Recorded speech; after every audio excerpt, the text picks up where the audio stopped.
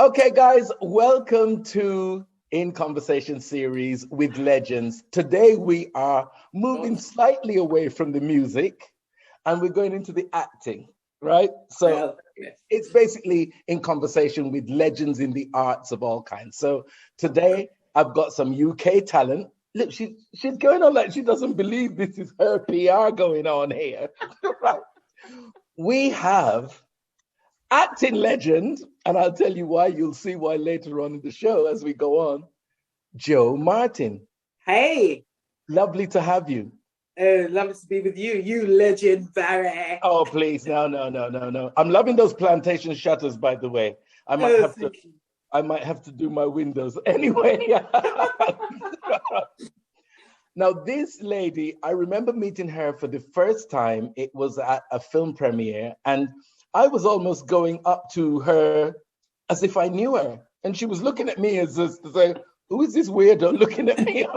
That's exactly what I was thinking. Who is this weirdo? I know you were. But I realized then why. And coincidentally, she was talking to a friend of mine who happened to be her sister. I didn't know. Right? So I'm looking at her going, as if I know her. And she's going, yeah, okay, whatever. Nice to see you. But I then later realized why. Because this woman has been popping in and out of my living room for the past 30 years. Yes. Right? Long time. Exactly. She's been popping in and out of my living room for the last 30 years on all of my favorite shows like Casualty and Jonathan Creek. You know? So that's why I realized that familiar face. So lovely to have you. And I've had to jump through hoops to get her here because she's a busy girl and she's on her way to film something else. So quick time. How have you been? Right. I have been very well and I've been very blessed because, you know, in this current climate, to be busy is a blessing. Do you know what I mean? Yeah. I spent the first lockdown, that 5 months. Yeah, I was locked down. Everything has stopped filming, everything, but we haven't stopped on all the other lockdowns. So I've been very blessed. But I'm well, the family's well. I'm eating too well. Got another thing in her favor. She's a Taurian sister. Taurian sister. You don't know the flex. Yeah, I'm currently, I did an exercise class this morning. I want to show off because I actually done a class at 7:45. Jesus help me. Yeah, but you did it. And you see, guys, that's the inspiration. She did it. And she's sharing it with you and inspiring you, you know. If you're feeling it, you need to just keep moving. And I know you really do, but you don't want to. You don't want to. It's so hard to get your mind into it. But once it's done, you feel great. And I always say, it's like the more you do it, like most things, the more you do it, the better you get at it. And true, I'm very good at certain the more you enjoy it. So then you look forward to it. But it's getting over that first hurdle of, you know, oh God, have I got to? No, but yeah, keep it up. So, as I said, this lady here has been on our screens over many, many years. And I want to know your story because there are stories and I think they need to be told by us with our perspective. So how did the acting start for you? For me, I didn't really do acting in school. I was a very shy girl. Believe it or not. Don't say nothing. Shush. Okay, right. Yeah. We'll edit that. That'll end up on the cutting room floor. Okay, right. Go on. Because I had a stammer. Okay. I had a stammer, so I wouldn't talk. You know, I remember when I was little, they said, they told my mum she needs to go and see a speech therapist because she wouldn't talk. I didn't talk until I was 5, which is very late. Really? But I could talk, but we never want to act. Right. Okay. Fair enough. Making up for lost time now. But anyway, I joined Theatre Royal Stratford East Youth Theatre. Something just came over me when I want to join this youth theatre, and they were doing like a summer project, and I fell in love with it. I must have been about 9, and I absolutely fell in love with the craft of acting and theatre and all that it involved, and the families that you make within theatre and the camaraderie, the love of the craft, you know, and how to perfect it, which you never will until the day you die. But anyway. Well, some people think they don't, but you know, it's when you then look back on your work and people look back on your work, they go, but she was amazing. Well, that's nice to hear. But the thing is, I've worked with people like Vanessa Redgrave, and she's still reaching. She's still, that's the thing. You're done. It's good. When he said to her, oh, so what do you do next? Oh, I don't know. Maybe I'll be signing on. Vanessa Redgrave signing on. Shut up, girl. Girl, shush. But again, that's the thing that makes you perfect the craft. The fact that you don't have that conceit and arrogance and confidence that, well, I've arrived, I've done it all now, so there's nothing left for me to do. So that's what makes, your journey perfect. Yeah. But you do see people that are like that. I mean, sometimes I'll go into schools and do workshops and things, and the first thing they want to do is tell me about, oh, miss, how do I get on TV? Miss said, go down Stratford Centre and take off your clothes. You can get TV crew will come and film you. You know what I mean? Oh, how am I going to be... police. And the police. I want to be famous. I want to be on TV. Yeah. And they think that was my driving motivation. And I'm like, my God, maybe I was naive, but that was never and still isn't my motivation. Just what I was in a show in a little theatre that no one's ever heard of in Upton Park. That's new one. With Clint Dyer. Clint Dyer is now running big theatre, whatnot. But we do, because we're into the craft. He's at the Royal Court now, isn't he? Is it the Royal Court? Well, no, he's at the National. The National, okay. He's got big posts at the National. And, I mean, he's just amazing. But again, he's about the craft. And we had a piece of writing. We couldn't put it on anywhere else. And they had a space there. And we said, let's put it on and get people to come down to see if we can help this writer get this piece on. That's where I'm coming from. That was only, 2 years ago? Me and Clint were down there and they had bird poo everywhere, with disinfectant and gloves and wiped on the place. Yeah. Oh, God. But that is really what you call the putting something in of substance. Because when you say that you're talking to those people and they're talking about, oh, well, how can I get on TV? Actually, you're going to the wrong end of the equation first. Yeah. The TV comes later when you've done something. Yeah. And you've got to love it, because it is a tough old game. And if you don't love the craft, you're going to give up. If you don't get the first 3, 4, 5, 6, 7 jobs and you get knocked back or you're broke, like when my niece recently joined the business, Sharon's daughter, she became an actress. And my sister was very against it. She's like, she's married to an actor. She's seeing me go through it. She said to my niece, remember when your auntie had to wear a summer coat in the winter?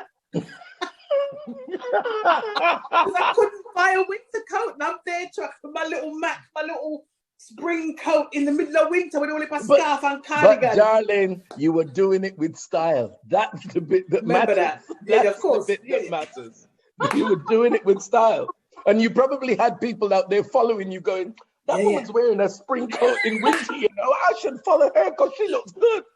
She's ahead of the curve, Yeah, you never know who you're influencing and affecting. So it's great. But as you said, so you went to join at 9 years old and got the bug. And then you further went into the careers in training. How did that work? Let me tell you what happened. So I got deeper and deeper into the youth theatre stuff. We did stuff, and the Theatre Royal East Youth Theatre is we went to Edinburgh Festival. We had people like Benjamin Zephaniah come and work with us while we'd improv shows and write things for us. We had people like Trix Worrell come and work with us before they were all, So it was a really progressive theatre company, and it's still a great youth theatre now. I always encourage young people to go there. But my family were dead against it because, of course, they come here, they work hard, they give you education, you can read books, you can count, go get a good job as a teacher, go be a lawyer, go be an accountant, go be a doctor. All right, you've got to my part that I was going to ask. Oh, sorry. The support of, because you know how West Indian parents are, and anything to do with the arts, forget it. Yeah, that's joke. You continue because you've already started. To my, because by the time I got further along in the youth theatre, and I realised, right, I want to go drama school and I want to take this serious now. When I started bringing that up at home, it's like a big joke because she's funny. She's going, oh, you ever see black people that do what you say you want to do? There's only Lenny Henry, forget about it. You know what I mean? And I was trying to explain to him, well, Lenny's a stand-up at that time. He was a stand-up. And I want to do, no. They were so against it. Even the artistic director at the time at Stratford East, Philip Headley, actually came to my mother's house to plead with her to say, look, I think this girl has got something. And my mum loved him, going top harsh. He's like, you hello. She gets up, she puts him in the front room. She put him in the posh front room that none of us could go in. She gets out her best china and she sit there and talk with the guy. Very nice. Oh, yes, Mr. Headley. Oh, God, she's very good. I've seen her in a few shows. She's very good. Yes, and Mr. Headley, they make joke and they laugh. Everything was lovely. I was thinking, oh, this is great. This is going really well. Mr. Headley, go to leave. He went, he gave me a wink. He went, Joe, yes, I'm going to be okay. I said, yeah, bye. As she shut the door, she goes, you could have cried blood. You're not do the acting. You're going to end up on drugs. You're going to end up homeless. You're going to end up broke. Well, two of those things were correct. I didn't end up on drugs, but I was homeless and I was broke. Well, along the way. Yeah, all part of the journey. And but she only accepted it, even when, I mean, I'll come back to mother. So let's go back to, so from youth theatre now, I'm then at school doing my A-levels, and then a part comes up at Stratford East. It was just a couple of lines with Don Warrington, and he was the big time actor then because he was doing Rising Damp, and a big screen movie actress from back in the day called Faith Brooke. She was starring in this piece called El Dorado, and I had to be the maid carrying the soup. And Philip said to me, if you do this, you'll get your equity card, which back then, I'm sure you're not old enough. You're not old enough. You wouldn't remember. I know. I've heard of it. Yeah. Yeah, of course. In the 1800s. Yes, I've heard of it. Yes. So he said, you can get your equity card, you know. And so, of course, I was like, oh, that means I can work. That means I can, boom, drama. I did it. And my mum was still like, well, you're still going to go to uni. Once you do that part, you got your equity card, you're going to go to uni. I'm like, yeah. And then a part came up at the Royal Court. Big lead part at the Royal Court called Magic, working with this mad-up director called Peter Oyston. What a director. And the guy made us fast for 2 days because these people, we were playing junkies and we had to not eat for 2 days. We had to go and sit on a beach with little shorts on and be cold. I mean, I was like, my God. Let me tell you, I need to work with that director after lockdown. Look at my face. It's like the moon. It's beautiful. No, you know, see, this is moon. That's why I get up at 1 o'clock this morning and start work up myself because I'm not about it. You watch this space. You're going to see a very different Joe Martin anywhere.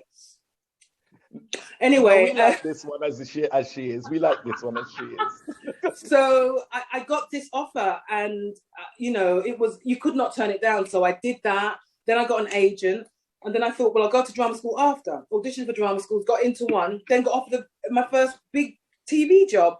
And then the rest is history. I never ended up going to drama school, which I always felt like I've been robbed because I'd grown up watching Fame going, I want to dance on the tables. Yeah. You know, my leg warmers. Yeah. I never got to my leg warmers. I didn't dance on any tables, you know. I didn't have that lovely 3 years where I just was out there working. And when I got my next TV job, would have been one of my mum's favorite shows, was like Birds of a Feather or something, and some other TV show. And she was still like, anywhere.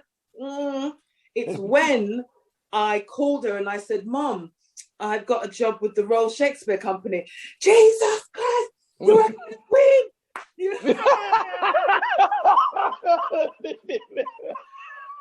Then from you that queen. Yes. Brilliant. Because it's got royal on it. Fantastic. So from that day, she embraced it. She was so proud. She'd be on the phone. She goes, yes, she's working for the Queen at the moment. She's working for the Royal Shakespeare Company. Yes. It's all about the royal. Forget Shakespeare. It's all about the royal. You know, when I was in Stratford-upon-Avon, she loved it. She came down to come and stay with me. I had a lovely apartment on the Avon River, and she said, boy, this is the life. You'll make it. You know what I mean? Then she was sold. She's like Shakespeare, so cultured, the Queen. You're in Stratford-upon-Avon, you know, you're going to see the world with this company, you know. And then we had a much easier time from then, do you know what I mean? Yeah. But I've glossed it over. I mean, it was really dark. She didn't talk to me for nearly a year. I had to leave home. And the shame that I brought on the family, because no Caribbean girl leave home before she's what's a club? You don't leave home before you're 18. And people would come round and they'd be like, oh, my first name's Jacqueline, right? My middle name is Josephine. That's where Joe come from. And they'd be like, oh, where's Jacqueline? She goes, oh, she up there reading our books. So for a You're year, not even in the house. yeah, I'm not even in the house. She upstairs reading our books, and they'll do what I was very bookish, you know what I mean? So everyone was like, oh, she up there reading our book. Ah, Jackie! No reply. I'm not there. Do you know what I mean? Brilliant. And then and again, Theatre Royal Stratford East was my home. And Philip Headley then at that time then came to me and said, look, you can write, because the way you improv and the way he said, I want you to write me a play. Okay. And I want a play with just women. He said, because if you look on it, Barrie, there are very few plays that have been written where it's just purely women. I mean, there's a few I could name. There's Steaming by Nell Dunn, set in a steam room. I mean, there were very, very few. Very few. So me and my writing partners, Tracy Daly and Josephine Melville, we came up with Shoot to Win, which is the world of netball. Right. And that's why I started my writing. I used to write for people like Lenny Henry. I'd do a little writing here and there. I'd write comedy sketches. I'd write for Radio 4 comedy sketches. But to do a whole play was quite something. And again, that was Theatre Royal Stratford East. And again, Theatre Royal Stratford East, Philip said, look, you can direct. That's when I first started directing The Posse. Do you remember The Posse? You must have read about them, because you're too young again, innit? I know, yeah. Again, my elder brother, who's 10 years my senior, told me about that, yeah. You're still, you're feisty. You're lucky, so you're good looking. But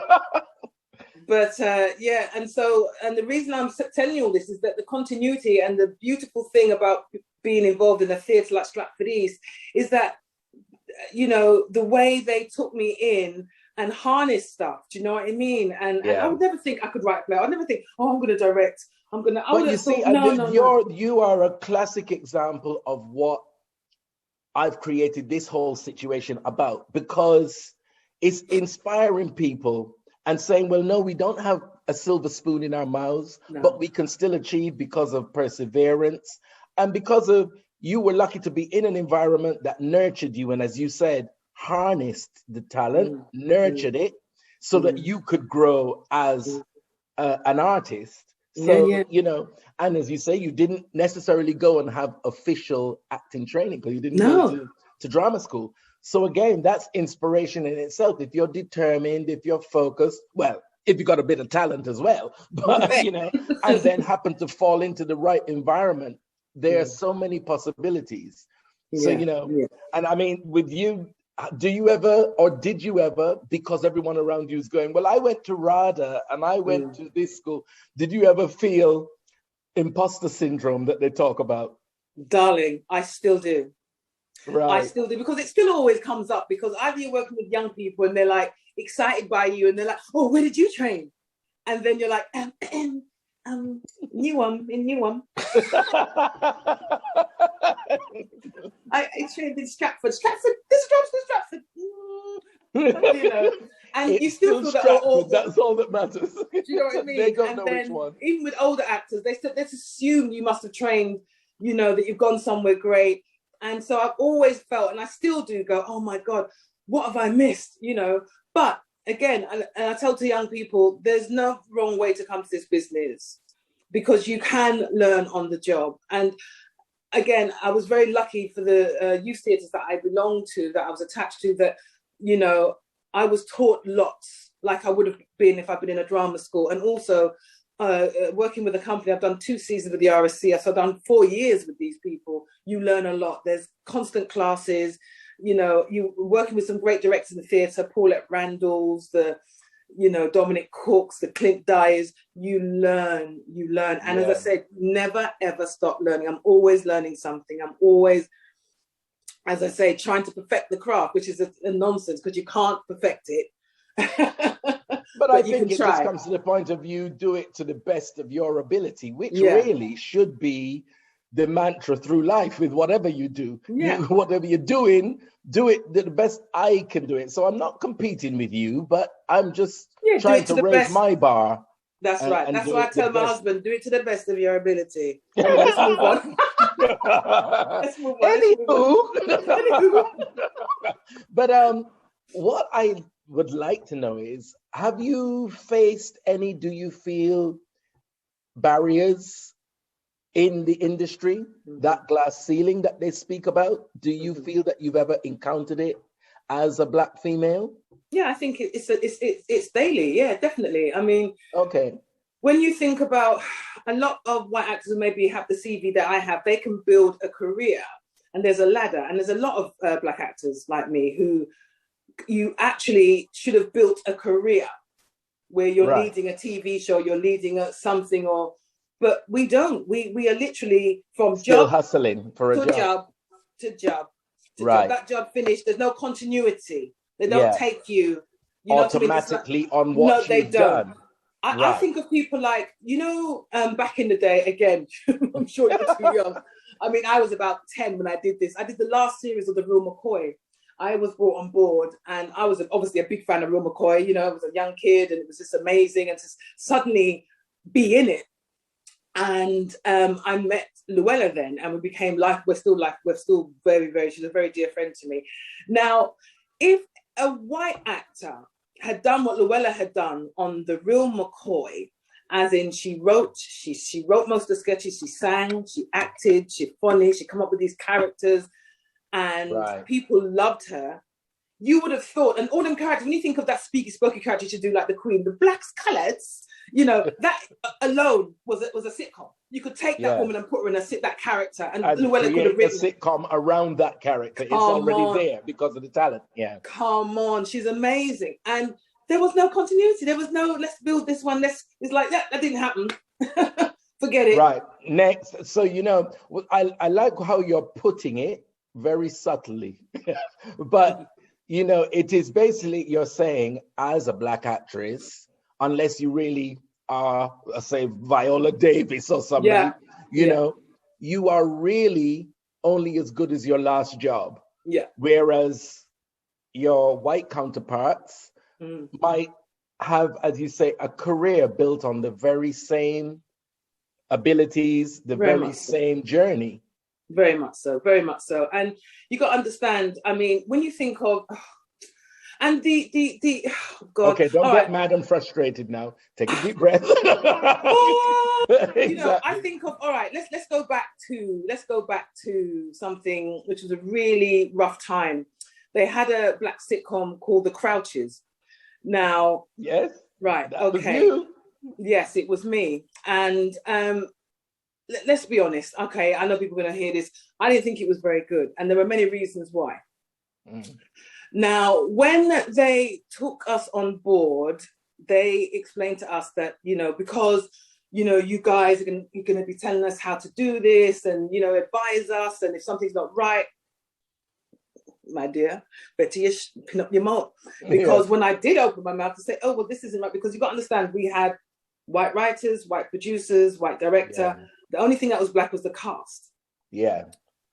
And if you had an opinion, it was very, very hard to get it across, to explain and to use humor and charm and not be aggressive or no. Never. Yeah. That's not my style. I use humor. But it doesn't get you anywhere. It doesn't get you nowhere.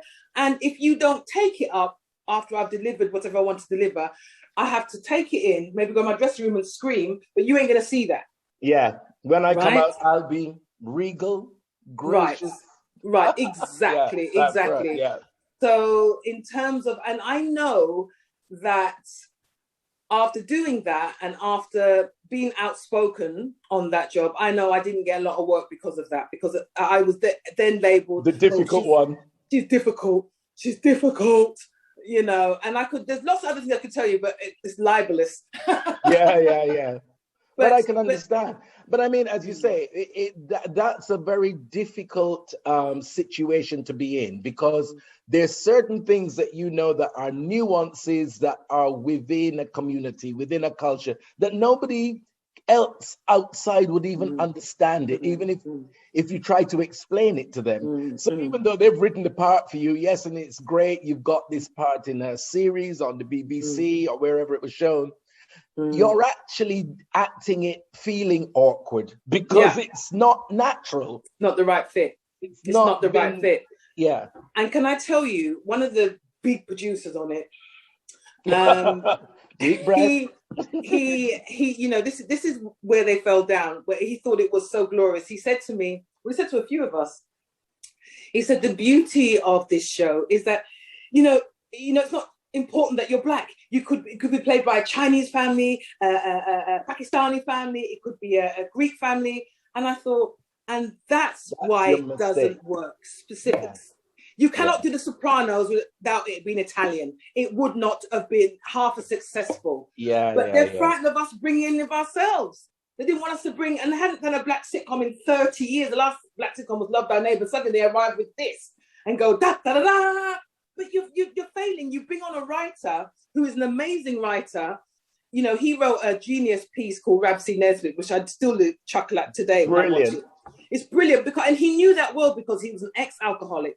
He lived in a tenement similar to that. He was unemployed. He knew that world. So it was authentic. That even me don't understand half the Glaswegian, one of my tart I appreciated it. Because the authenticity was there. Yeah. The authenticity of all that was going around in the environment, which is important to something. So, as you guys said, well, it could be a Greek family, a Chinese family, an Indian family.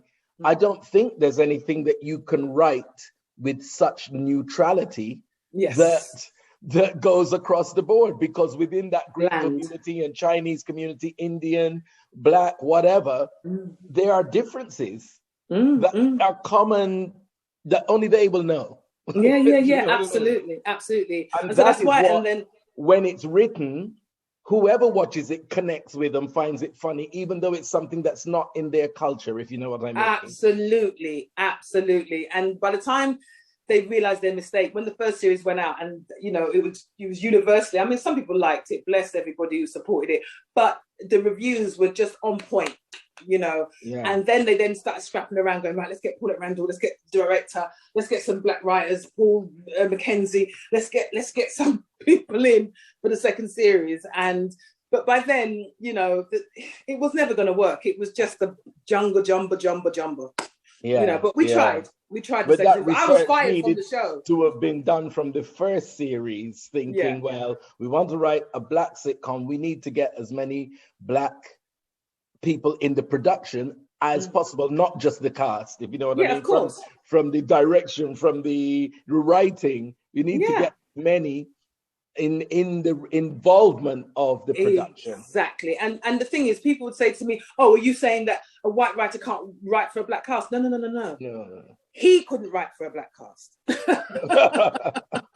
That's simple as that. Not even that. I mean, it's not an offense. He could write, but not that subject matter. No, he could write. No, for that subject matter. Yeah, exactly. That's what he could write for anybody. He didn't know that world.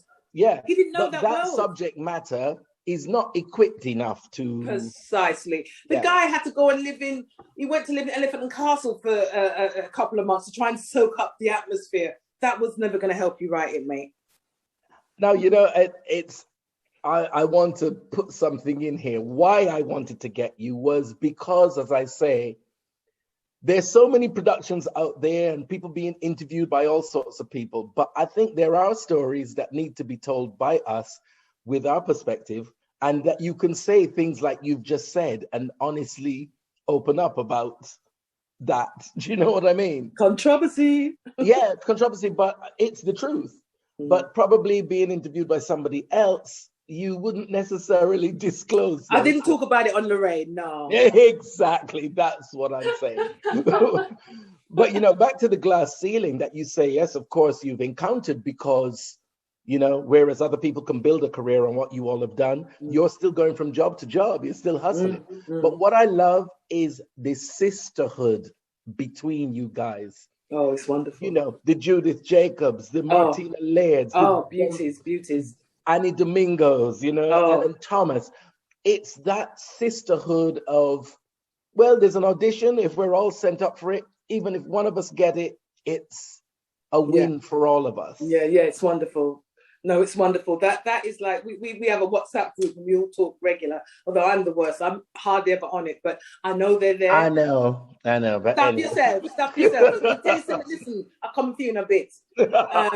But people like Donna Kroll, and Ellen Thomas, I mean, I look up to them, my generation up. And the other day, we managed to get Donna to come and play my mum on Holby. And it was such it was just a wonderful time because, it's like a masterclass watching her go. Yeah. Number one. Number two, Lord God, she funny and she rude and she naughty, right? She's not having no brought up thing. And she really told people about themselves. That is any behavior, for those who don't know the nuances of brought up thing. just to break it down. Don't get it twisted. She's a classy broad. Don't get it twisted. Class all the way. But no, they and they teach me so much. And then my peers like Martina, and I mean, I'm a fan. Yeah. I go and watch her in theatre and I'm like, gee whiz, when am I going to be able to do that? She's just amazing. And we share information with each other. There isn't this whole competitive, let's compete, we got to compete. Don't say this, back in the day. Maybe that's how it was, but that's not how we have been. And that's not how we've been brought up in the business. We've been taught to share, support, listen, because we have a common enemy. Do you know what I mean? And you see why I had to get this woman here. I had to wrestle her to the floor like a crocodile in the Everglades, but I got her here. But this is exactly why. Continue. So we have this common enemy, and together we are strong. And we're trying to put some of these fires out. And I have to say, for the first time ever, I think if there was ever a time to be a Black actor, actress, it's now.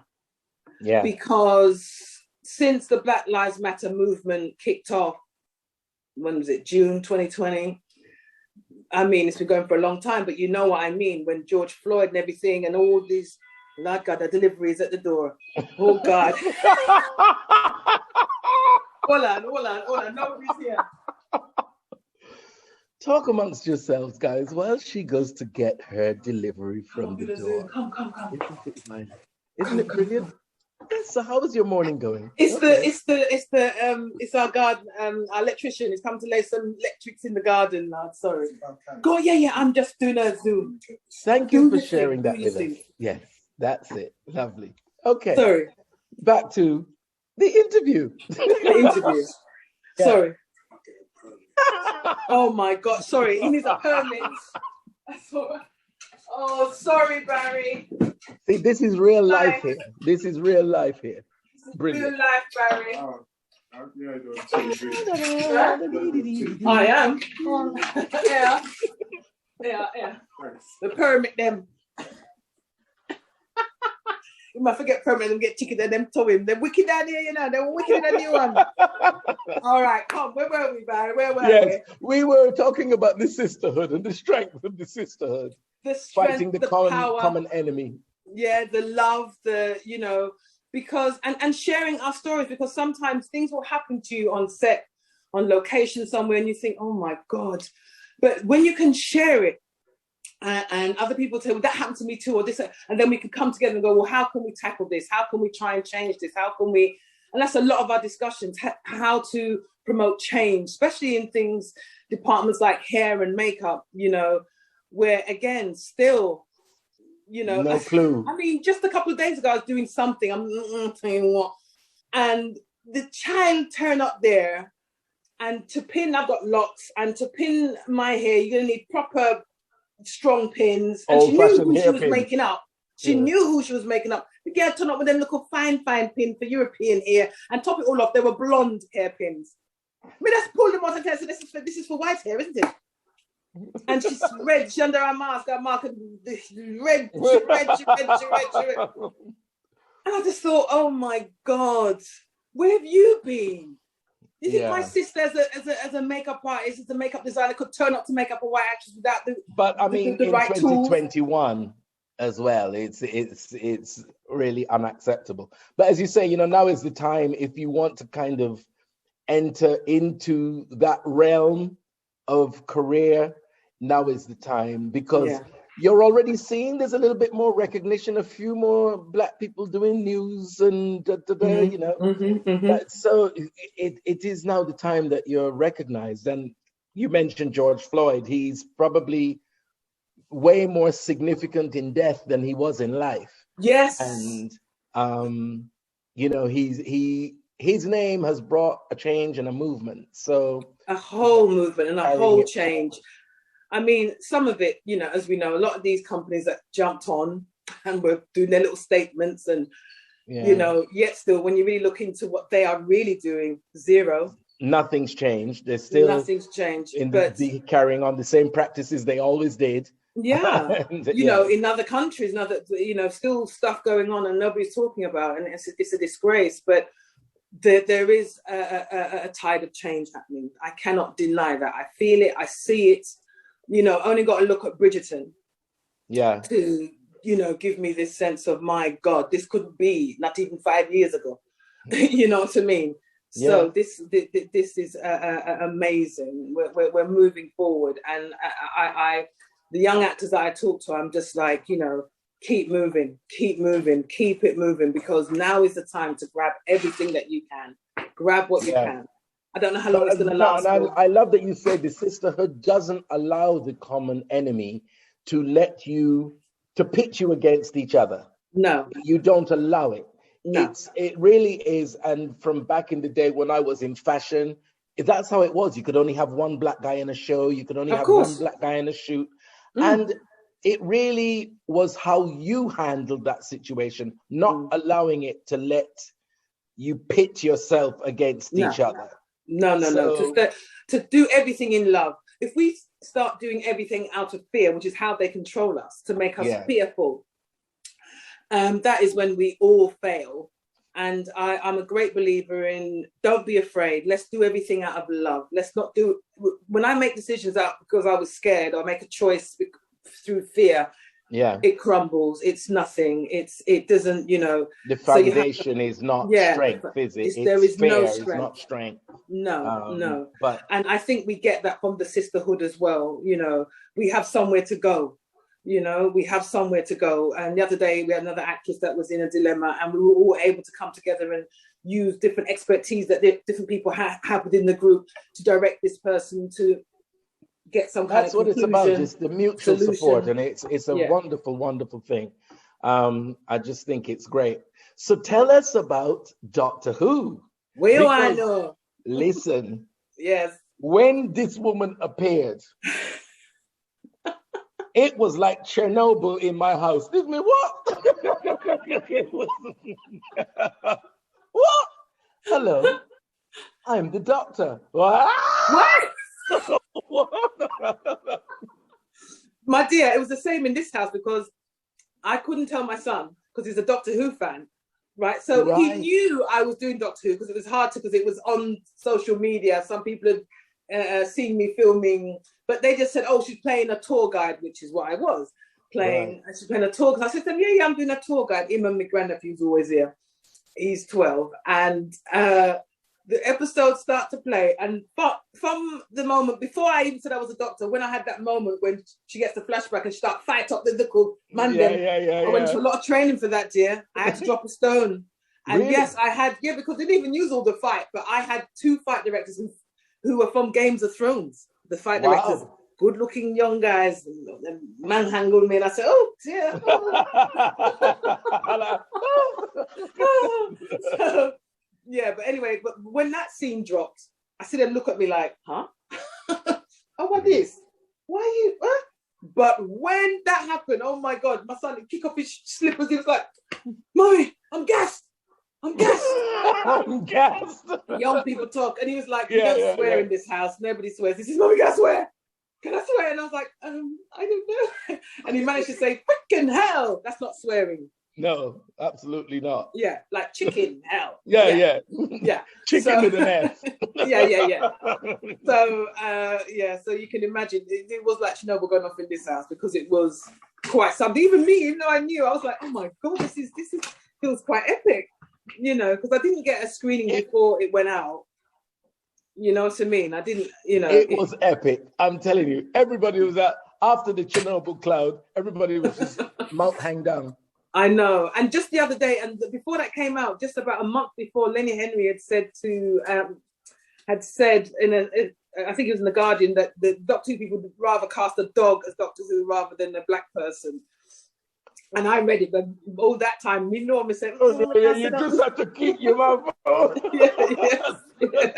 It was very hard. It was very, very hard. And do you know what? I nearly lost that job because I was doing, Idris Elba was doing that series that he produces about his family on Sky. Not that with Jimmy Akimbola. Oh, Jesus. It's a sitcom. Oh, my God. I can't remember. Okay. Can't remember what it's called. It's still on Sky now. But anyway, and I was doing like a couple of episodes, just a small part on it. And when I got the job, there was only one day that was overlapping, and my agent thought, I'll be able to sort it out. They would just take the job. Well, that one day became very tricky because they would let Idris Elba people wouldn't let me go because they said the day that they had me that day, they booked a hotel, and this hotel was really expensive. And I was in all the scenes in this hotel, so they couldn't shift their day. Went back to Doctor Who. Doctor Who people were like, we have to stand down the whole world for this woman. You said she was available. How dare you send her for audition when she wasn't available? My agent took some heat, you know, and in the end, they went, well, we're going to have to move on. And I lost the job. And I was sick because all my sister kept saying was, that's your pension, you know. That job is your pension, you know. And I was like, yeah, you're right. I know people who've been in Doctor Who for years. It's a great job, family to be a part of, you know, it's your pension. And then I made peace with it. I said, someone, the sisterhood again. They didn't know, but in my heart, I said, one of them's going to get the call. Because one of them is going to get the call and they're going to be on the next level that I was on when I got the news that I got the job. So that made me just chill out and accept it. And then, boom, them called back and said, you know what? We're going to make it work. Doctor Who people said, we're going to wait for her and blah, blah, blah. So it was meant to be. It was meant to be. All I kept saying was it wasn't meant to be for me. Maybe it's for somebody else.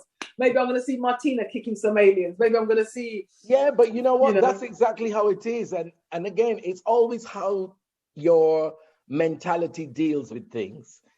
If it's not meant to be, it's not meant to be. It's for somebody else. But you go away vexed, your mouth push up, you're angry, got all this anger inside, and you can't even move on to your next opportunity because you're holding on to this one experience and reliving it all the time. Yeah. No, I let it go. Angry, you know? No, I let it go. I let it go. Yeah. And let it go, and what is to be will be, because as you said, you know, one of the others in the sisterhood would have got it. And of course. It was meant to be yours. So it was meant to be, and I give thanks. I mean, that job put me into Steve McQueen's eyesight, where I end up in Steve McQueen's lovely education. You remind me of my mother's friends when we were little.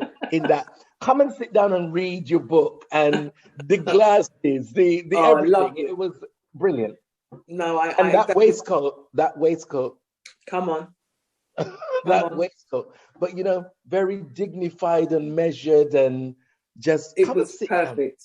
No, it was perfect. I knew that woman, like you know that woman. I knew her too. She was like my aunts, and that whole world, and the look was so important. The wig was right, the glasses, the waistcoat, exactly. And you know, everything. Because all of our relatives or elders weren't brawling. No, they never really portray that. You know, whenever it's an elder, it's them dragging their slippers and all over the place. That's she was a middle class woman. Yeah, she went to uni. It was really nice to see that, and you know, just I could relate to her perfectly. But when we first met, it was been so long. The oh gosh, where you were the distressed mum. Distressed mum, look at what this prison be its son. Them going to prison. You know he's playing Bob Marley now? No. Yeah, he's going to be playing Bob Marley. He is? Okay. Yeah, he's playing the West End are doing a musical of Bob Marley, and he's playing, my son is playing Bob Marley now. All right. Yeah, he was very good. But it was a nice little production. It was it was so really nice with people like Michaela Cole, who's just gone on to, she's just Michaela like Cole, and another one that I love in the sisterhood, Reiki Iola. I mean, Reiki! She's beautiful inside and out. Yeah. Inside and out. I mean, I like to rough her up still, don't get it twisted. But she probably likes it too. They all do. I rough them all up. I like to rough all of them up. The only person that rough up is Donna. I just curtsy. Don't bother with it. Makes she rough me up. She just rough me up. Royalty. Yeah. But you've got siblings, obviously, because one of your siblings is my friend, Sharon. Yes. Are there any arty ones in the family? Well, the thing is, I've got another half sister, right? And she's not done it for a living, but she lives in America. She grew up in Jamaica. She's musical. Her and her man, when you go to their house in New York, they're sort of amping, play the guitar, and she sings song for you. So you go to a little mini concert in their front room. So she's arty, and obviously Sharon's my half sister. I'm technically an only child. Okay. Yeah. I'm an only child. That's why we need to know these stories. Yeah. So Sharon and I have different mothers, but we're all very close. So, to me, my mum, she called my mum as well. And her mum was just lovely as well. Do you know what I mean? It was just, it was all love. It was all love. But no, there's no one. But as I said, the offspring now, Sharon's son, Garnet, he's musical. He writes a lot of music and stuff like this. And now her youngest, her daughter, girl, Jamila, is now coming to the acting, but she's also a very gifted writer. She wrote a one-woman show during the first lockdown. Very clever girl. So that creativity and artistry seem to be running in the bloodline. Yes, man, it's in there. It's in there. My dad was a joker. We've got that as a common link. He was a joker, and he was a building contractor, so he had to be able to act. Yes, this wall is really sturdy. It's not going to fall. I promise you. You won't come home from work and find a bedroom in the living room. Exactly that. And both our mums, Sharon's mum and my mum, they were so similar. They were both big characters. My mother should have been an actress, definitely, no doubt. Very big character. So tell me about Holby City, because as I said, Casualty, I watched it from day one with Robson Green days, before it was big and famous, and Right. So I've always been into that, but I want to understand, where is Holby City? Is it upstairs and downstairs is Casualty? What? Yes, Casualty is downstairs and we're upstairs, where the wards and where the surgery happens and the wards. And I wasn't sure if there were two separate hospitals in Holby City. No. Casualty was downstairs. We're meant to be the same building, and I don't know if you know that I went and did Casualty the other day as Max, right? Because I had to go and sort something out or something. And so I've just taken the lift down. Take the lift downstairs. You know what I mean? I haven't gone all the way to Wales.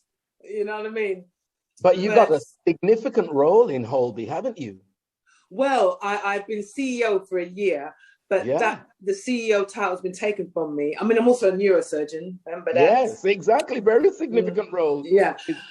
But I've now been demoted because I have a criminal record. I don't know if you've been keeping up with the series, but those viewers, listeners to your show, who watch Holby will know she got out of prison, right? Because her son was stealing things from the hospital because he owed someone some money. And when he come to me to borrow some money, money coming broke. Because in the story, during the pandemic, due to lack of funds coming to the hospital, I was using my own money to bring on extra nurses, heroine that she is. She was using her own money so she's broke pocket. Very stoic. Very stoic. Oh, darling. There's a scene where the bailiffs come and take my car, my big old nice posh. What is it? It's not a Merc. It's a BMW. Them take my car at work and this and that. Anyway, my son comes and I can't help him, so he starts stealing. We've got a very kind of complicated relationship. When it all comes on top, we start coming together. And then I find out that he's the person who robbed from the hospital. When the police come, I decide to say, I did it. Don't ask me why. Well, that's the mother's love, isn't it? That's a mother's love. I know. So she comes back as second in command. So she is now, what's the title they give me? I don't even know, but it's just one down from the CEO. So she's still running the hospital and she's still a neurosurgeon. Although I'm not sure if you've got a criminal record, if that's allowed. But hey, we'll see. Yeah. But even your relationship in the show with your on-screen son is brilliant, because that's, what did you say? Art imitating life, or life imitating art? So you're clever. Yeah, it's a very, very strong. Well, let me tell you, when they came with that storyline, and you got to remember, some years ago now, if they were casting that, they would have been getting. They may have got. They would have got a male actor to look like a, say that he used to be a girl. Yeah. That's not acceptable anymore. Right. Right. Okay. Because I mean, so to them to find the right actor, they did really good in finding Tyler, who plays my son. Because obviously he was a woman, a girl. Yeah. I've known Tyler from a baby. You know Tyler from a baby. Oh, Tyler's amazing. Yeah. Tyler's amazing. And so what he brought to the table and how he has worked closely with the producers and the writers and this, that, to try and make this thing as realistic as and not to make it sensationalist or to just get things wrong. Because ultimately this is my real life here that I'm portraying, and I want it to be as... Absolutely. And as we were talking earlier about the authenticity, it's important. It's very important. It's like, I'm digressing a little bit. The other day I saw some show and I was enjoying the show, and then they had an Asian character turn up with a turban. The turban of Thai rights. Yeah. I was done. And everybody that knows that was somebody probably just in the dressing room that tied that quickly. And, awful. But anyway, moving along. Yeah. But no, Tyler brought the realness that we needed. And I'm so glad that we're in a time that you could not just cast a guy who pretending that he was a girl before. Because we have so many actors that can do the bloody job as Tyler can. So don't do it. Give them first option. Come on, you know what I mean? Yeah. And and no, it's been, and what was great as well, the fact that my reaction is so, not because Max isn't religious particularly or anything, but she's just like, oh, snowflake generation. Oh, you didn't like being a girl. Oh, you want to be a boy now. Yeah. She doesn't take it on, which a lot of people have this attitude, or they think this isn't a real thing, or they can't get their heads around it.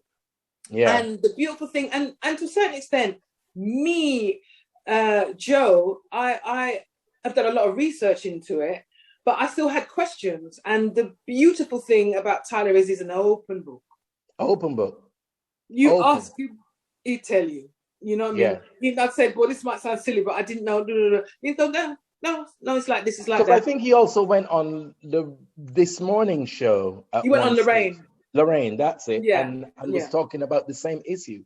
So, he doesn't keep it a secret. And actually, it is that openness and humanity that will make the change, because it brings people in that didn't have an understanding of it. And rather than them jumping to conclusions and making assumptions, I can actually tell you this is how it is, this is how it was, and this is where it can possibly go. So, absolutely. And I think what needs to happen, the next steps have to be that it's not an issue anymore. Yeah. That's not the issue. That's not his storyline. Yeah. His storyline is going through life like the rest of us, having isms and schisms, whatever's ups and downs. The rest of us have. Like the rest of us. And that isn't the issue. Not your gender change or your sexuality being an issue or all of that. It's just... Absolutely. That has to, if that doesn't happen for him, then I'll be really annoyed. I'm not just talking about in Holby, I'm just talking about in general for his career.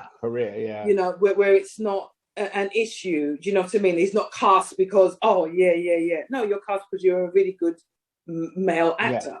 Who can carry that part. Boom, end of. And it was really interesting. I think they're going to be exploring it more, because there's lots of still other questions, like when you're dating, when do you say? It's like I was working with this woman the other day, this dresser lady, and lovely young lady, and she was like, she said she's single. We love getting at people's business. I'm like, why you don't go on the Twitter? Why don't you go on the Tinder? Why you don't do this and do that? Because if me was single, I'd be killing that Tinder right now. I'd be like, left, right. You know what I mean? Sit down for my own. What for? So, and she said, but I don't want kids, and that's kind of a deal break for men around my age. And she said, when do you tell them? Yeah. So when do you say to somebody? I'm like, well, get little fun first, innit? So, sorry, excuse me. But that's an interesting story for Holby and Tyler also, because I think he's going to be having some love interest soon. So, but anyway. Right. Yeah. Well, busy lady, thank you for taking time to talk to us today. We really appreciate it. And thank you for your patience. You've waited so long, and it's been a mad one with your yoo-hoos. Yeah. No more yoo-hoo. This is how I had to call this woman in. You Yeah, that's literally. Oh, But my finally, God. we got it done. So, you know what? All the very best for the future. Thank you, And Barry. at some point in the future, we will have to talk again when things Of move course, on. this is only part one. This is We part never one, finished definitely, because there's everything. still so much to cover. But yeah, Absolutely. this is just part one. And Oh, all the best with everything. And thank you, we darling. look forward to seeing even more of you on our screens. Oh, thank you, my darling. I'm sending love. Take care. And talk soon. We will do. Lots of love. Thank Bye. you. Bye.